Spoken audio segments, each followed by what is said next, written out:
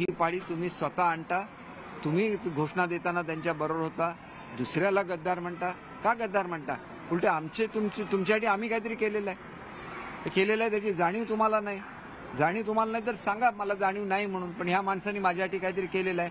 इथंच तुम्ही ह्याच जिल्ह्यामध्ये मिटिंग घेतली ना आणि सांगितलं की ही क्रांती घडली, त्याच्यामागे दीपक केसरकरांचा फार मोठा वाटा आहे, त्यांनी एवढी मोठी लढाई उभी केली. हे सगळं तुम्हीच बोलता, आज तुम्हीच येऊन खोटं बोलता.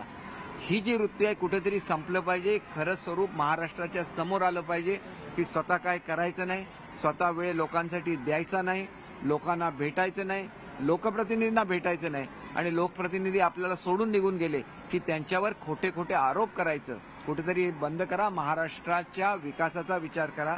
बाळासाहेबांनी तो विचार केला आणि म्हणून लोक बाळासाहेबांच्या विचारावर अजून सुद्धा आहेत, कारण त्यांनी लोकांना नोकऱ्या दिल्या, त्यांनी लोकांना स्वाभिमान दिला.